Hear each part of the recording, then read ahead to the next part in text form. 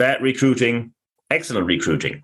Probably you experience both in due course of your career. However, we often remember the negative aspects a bit more than the positive ones. And let's face it, in most cases, we had more negative than positive experiences.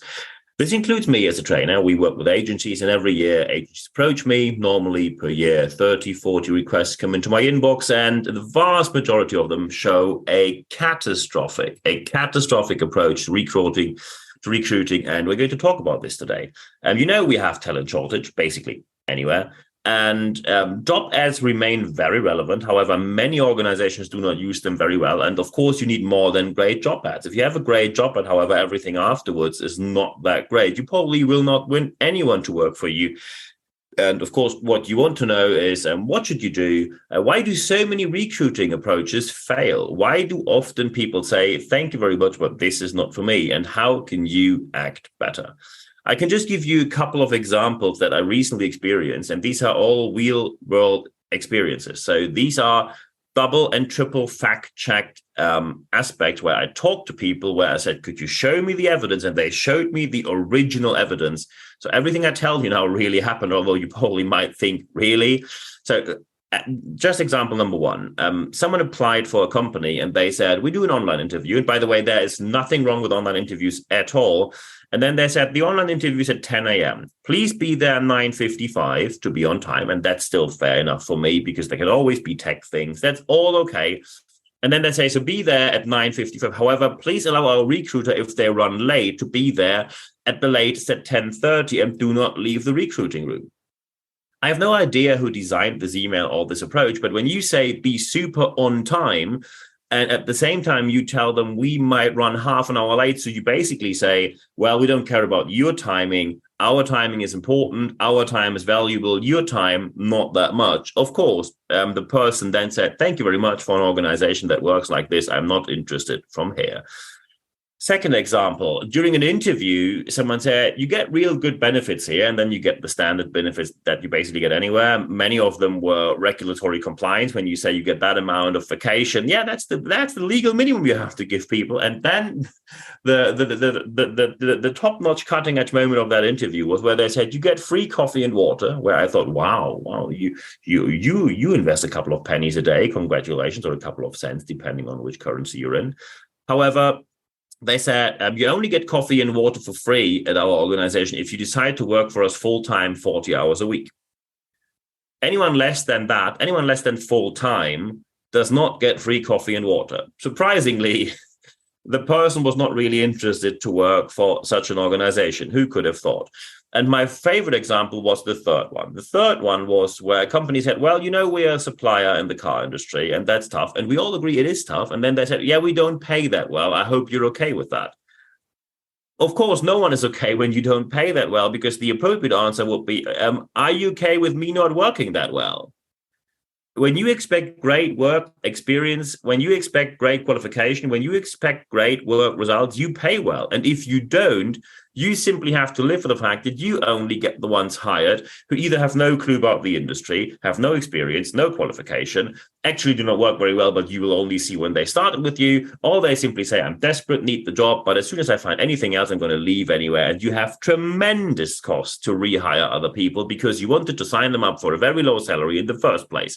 When you think that I don't pay that well, works well, you never did the full math on what people actually cost you when they leave. Recruiting can be expensive, especially when you have to do it frequently because of faults that you have done, errors that you have done on your side.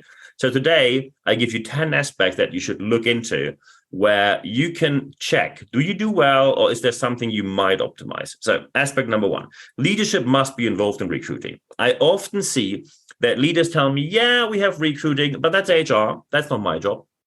And of course, it's your job. You must be involved because otherwise HR does an interview. And what you do is basically starting from the scratch in round number two. And people, of course, will be extremely annoyed with that because no one has time to talk to you about the same stuff they talked before.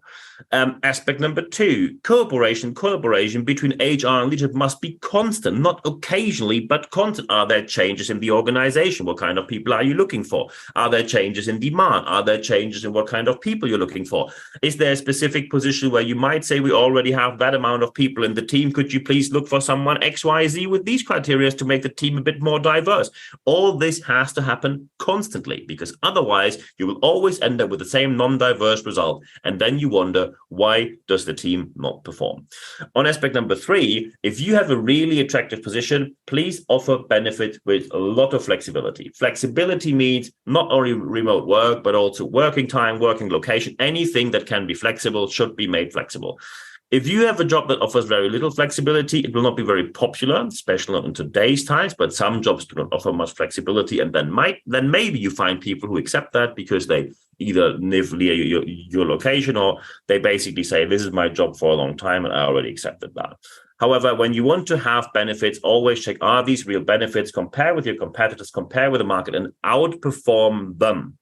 Free coffee and water, all these penny investments are not benefits. That goes without saying. If you want to charge people for water, people will just go to the tap in your toilet room and get it for free from there.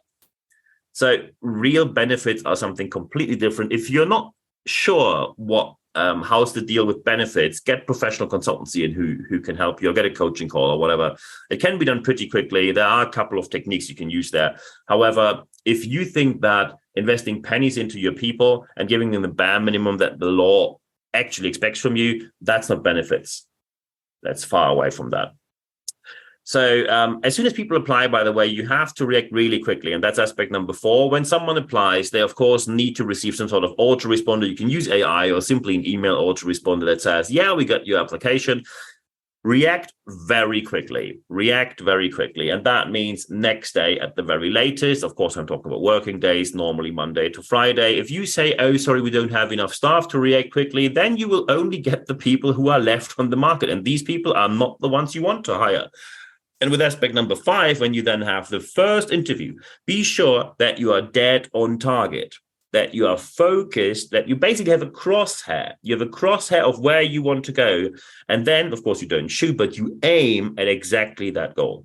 People are, by the way, at the end of this talk, you can always tell them, does this go to the next round? Yes or no. It is extremely important that you recheck if you want to make people go through this awkward situation that you receive their CV, and then the interview starts and you say, well, can you tell me something about yourself? And people probably could answer, well, you see my CV. Which questions do you have? You must be perfectly well prepared. When you say, oh, I can't prepare, I have 10 calls a day, well, then either you need better time management or more time available to prepare yourself, or simply have less talks per day and just do not talk to absolutely anyone because you're not reading their CVs anyway. You leave an extremely bad impression because people immediately realize when you have not read their CV. On aspect number 6, you always have to tell them afterwards, what is the next step? And the next step could be, sorry, it's not a fit, but at least people know where they are. On aspect number 7, when you are one of these businesses where they say you have multiple rounds of applications, I can tell you from my experience, there's a person I know very well who just applied for a C-level position, and it went the following. First was a telephone interview, not online, but via telephone. Second one, personal meeting. That was it. 2 rounds on C-level. So if you now want to hire a PA and you think 7 rounds is appropriate, I hope you offer a record package of payment, because otherwise you already left a bad impression in the first place, and you will only get people who desperately need the job, probably because they got fired somewhere else. Many rounds normally means that people just say, oh, I want to talk to them as well, because they simply want to sort out the people who they do not like. And when they start to go just by liking or not liking people, saying phrases like, oh, I think it's not a fit for us, don't know why, just doesn't fit, you will only create non-diverse teams who, of course, will not only give you a bad impression, a bad employer branding on the job market, but also will create catastrophic results. In most jobs, 1 or 2 rounds are more than enough. And when you say you need more rounds, please look at the scientific evidence. Can you say that more rounds led to better results? And in most cases, the answer clearly is no. And I'm deliberately talking to people in the UK and the US right now. The amount of rounds you have in your recruiting is sometimes beyond ridiculous. When you think you have to pretend that you have something to do by just talking to someone, by basically asking the same question that other people asked 10 times before, then you should not consider yourself a value contributing part of the recruiting process. Who should talk to them? The people they will work with, but only the most important ones. Because sometimes you will have colleagues where you say, yeah, I work with them, but that's just team members. These are people who I'm going to meet anyway.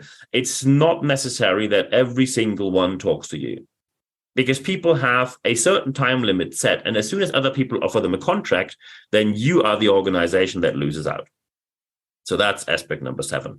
And by the way, if the applicant wants to have more rounds, you can decide if you want to do that, yes or no. That's aspect number 8. So if you have any additional rounds, always be very well prepared, focus, and have a clear ending where you say, this is how it continues. Aspect number 9, as soon as you have any kind of result in mind, always give them a reasoning why this is yes or no. And I know in some countries it is quite challenging to do that, because you always run the risk of being sued over the reason you give them. And by the way, if you think that the reason you give them is something that you can get sued on, probably check your reasoning, because it's probably not great. However, especially on leadership positions, you can't be sued for that in most cases. Give them a reasoning why there's a yes or a no. And maybe the reason is, hey, we had 10 different applicants and you were very good. However, very good was just not enough. Out of 10, you were ranked 3, and we hired number 1. And they said yes. Sorry for that. So give them a reason that they know where they are. Last aspect number 10, lessons learned has to be actively done frequently. Look at what you've done, what worked well, what didn't work too well. And by the way, if I can give you a +1 advice here, 10 +1 advice here. So +1 is, when you go for job ads, always use an agency, because I've seen so many bad job ads. They are atrocious, especially in the English speaking world. You think that someone from HR can just scribble something together and then you take it from there. It really doesn't work like that. In the German-speaking market, this is not an issue, because the German-speaking market, even the design of the job ad influences who is going to apply for you. So there are even design aspects influencing who is going to work or not work for you, apply or not apply for your jobs. Use an agency. They get better deals from all the job markets, from the different websites. So it is either the same price or just a tiny bit more of an investment. The return is way higher. Also, you're legally compliant, which is always the way to go. If your recruiting doesn't work the way you want it to work, then it means your employer branding or your leadership or your processes or your HR or anything you do during the interview is not up to the level it should be. It's your fault, not the other one's fault. We all know that very easily, especially today, leaders say no one wants to work anymore. They are all lazy. That, by the way, has been said since the 1880s, where it was found for the first time. Probably if we look longer, you probably find it even earlier. And that's just not a way to go. Remember your parents, if you have parents. Or remember anyone older than you talking to you about job and attitude towards work. Nearly every generation told the next generation they are all losers who don't like to work and they are all lazy. It became a sport. However, that's just not the way to go. Look at the facts. If your recruiting doesn't work, it's your fault, not the other people's one. And of course, I published about this, but now you might sit there and think, I have a couple of questions that I'd like to discuss with you. And just send me an email, nb@nb-networks.com, and then we take it from there. It doesn't cost you a penny, and then we have a discussion there, either via email or Zoom or phone, as you prefer. Thank you very much for the last weeks, for the exchange we had. Very productive, very positive. Thank you very much. Sometimes we didn't agree, but even then it stayed respectful. So thank you very much for that. The second step I always recommend you, because some people like to ask live questions in a discussion. We have the leadership Q&A, which happens nearly every month. When this will be, you find out in the leadership letter. When you go to expert.nb-networks.com, there you can see all the dates. When you sign up for when you go to expert.nb-networks.com and you sign up for our expert letter, then you also find it in the show notes, by the way. Then you only receive an email every Wednesday morning, just once, one single email, and there is 100% content ad-free guarantee. So there's 100% content in there. You get free access to everything I publish, and there will be scientific papers very soon as well. And after that, you will be able to also find not only all the podcasts and articles and free access, you also find the dates for the leadership sessions we have. And then I'm looking forward to seeing you there. But the third step is the most important one. Apply what you heard in this podcast, because only when you apply what you heard, you will see the positive change that you are looking for in your organization. And you look for this change because if you wouldn't be here on this podcast and give me a valuable time, which I'm very thankful for. I wish you all the best implementing these steps in your organization. If you need any help, just let me know, and then we take it from there. Always happy to help. And at the end of this podcast, there is only one thing left for me to say. Thank you very much for your time.